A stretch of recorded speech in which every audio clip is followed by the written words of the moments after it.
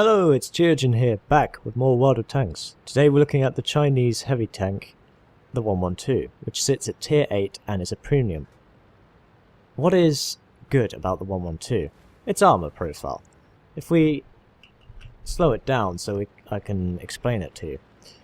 The front upper plate, located here, is very, very strong indeed, and you can see how the angle is almost 60 degrees, I think. I'm not actually sure the armor thickness, but I would hazard a guess it's in the region of 120mm. The turret front is also nigh on impenetrable. This is 240, and you have some spaced armor on the gun mantlet. However, the frontal armor is not without its weak spots. Significantly, the lower plate is only 80mm, so if you're firing one of these, shoot it in the lower plate. The cupolas on top of the turret are also very weak. I think one or both of them are around 100mm, so 100mm guns will have no problem going through here. If you have about 120 to 150 penetration, you're sorted, because sometimes you can just clip it on the edge and the angling and the rounding of the armor makes it thicker than it actually is. Now, back to the replay. We are on Karelia, and we're playing Assault. We have statistically a better team than the enemy team, and I would class most of the enemy team as either new or learning. However, some have played less than 5,000 games.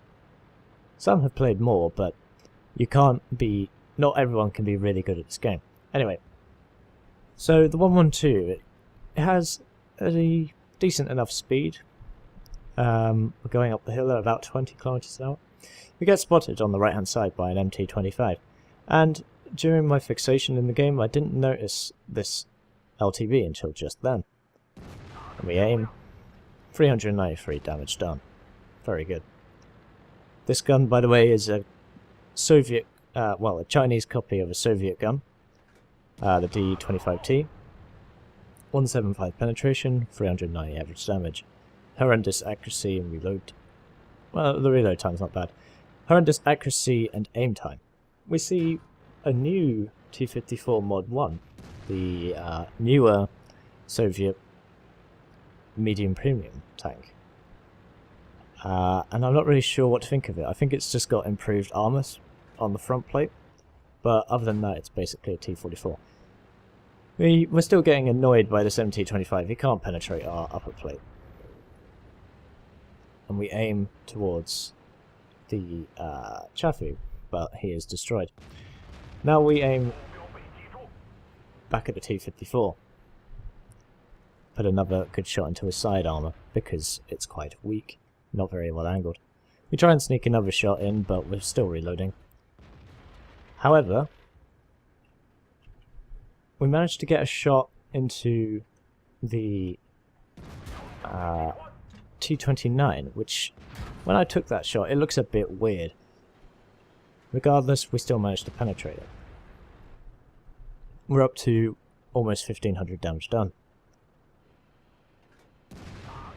We reload and hit the T-54 once again, but with a lower damage roll of 344.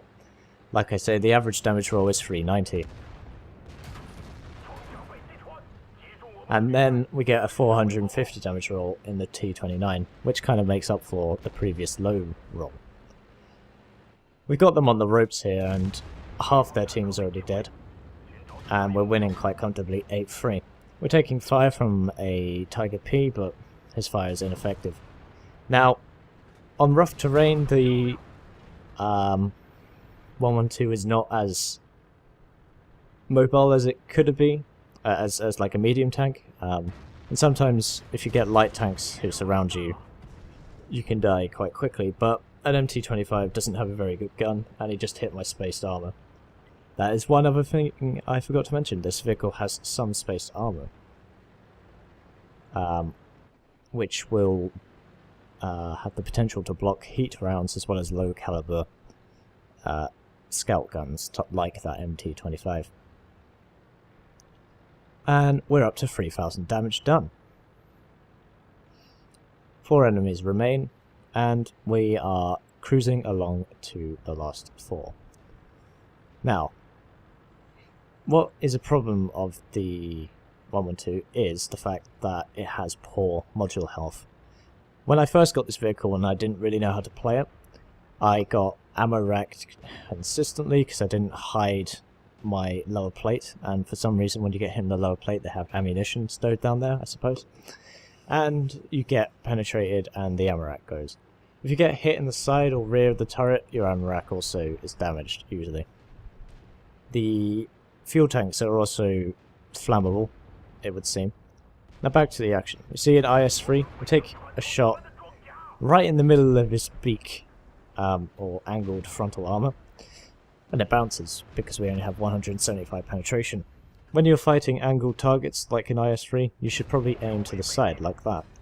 However, we've still managed to bounce the shot, and this IS-3 doesn't really know what he's doing because he's surrounded from 3 sides, and we put a shot into his track to make sure he doesn't re-angle. And then we just distract him for the T-37, and that is game over. And for some reason, the E-25 decides to shoot into my upper plate, and he has no chance of penetrating. Just a random shot at the end of the game. If it did penetrate the lower plate, for instance, he would pay me credits for his damage. So, all in all, it doesn't matter. We did 3,500 damage, almost 3,600. We got 2 kills. We went through the left flank very quickly, cutting down the resistance, and then we joined up with the rest of our team in the northeast. Let's take a look at the post-game stats in closer detail. And here are the post-game stats. Once again, I've uploaded the replay to a website called quickybabyreplays.com. Very good website, go check it out if you want to upload your replays. Now, 111,000 credits made because this is a premium vehicle and we did quite well. We made a substantial profit. 74,000 credits without a premium account, but because I have a premium account I've made 35,000 more. We got 1,871 base experience, but we also get a bonus to that because, again, it's a premium vehicle. You get around 100 bonus to that figure. Surprisingly, we hit 92% of our shots, and this gun is notoriously inaccurate. Maybe because most of the vehicles I was shooting at weren't moving, or maybe it's because I just took aim, or maybe the RNG gods were with me in this match.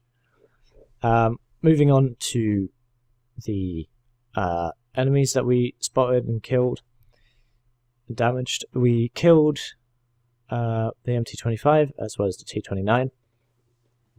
We also spotted the MT-25 and the T-54 first prototype, or the Mod 1. We tracked the IS-3 so teammates could do damage, that's what that green symbol means. And we also did an array of module damage. I think on the MT-25 we knocked out either a loader or some kind of component, as well as on the LTTB we knocked out 2 crew members as well as a component. Moving on to the team score, we came top of our team on both damage done and experience earned, close to 3,600 damage and 1,134 experience, without the premium bonus or anything, so that's the base experience. And lastly, we have the detailed report screen. 13 shots fired, 12 hits, 10 penetrations because we didn't penetrate those 2 on the IS-3. Like I said, 3,600 damage. We got hit 9 times, only 1 of which penetrated. The rest were non-penetrations, no splash damage. We only blocked 970, and we took a potential damage of 1,210. If you total the amount of damage that we actually took, which was only 232. We detected 2 enemies, we destroyed 2, we damaged 5. We did 448 tracking damage, or assistance damage even. We didn't go into the base or cap the base at all. We travelled 1.5 kilometres, which is an arbitrary figure, it doesn't really matter. The repair costs of premium vehicles, especially on premium accounts, well, it doesn't matter if you have a premium or non-premium account, but they're very cheap. If you have a premium account, you make more credits and you spend less on ammunition and repairs. The ammunition costs per 13,000, which is kind of standard for these shells, which cost 1,000-ish a pop. The battle only lasted 5 minutes, 13 seconds, and the experience made was 1,871 with the premium account and 84 free experience. So, I hope you enjoyed the 112 replay. It's one of my favourite tanks. And the last screenshot to show you is this.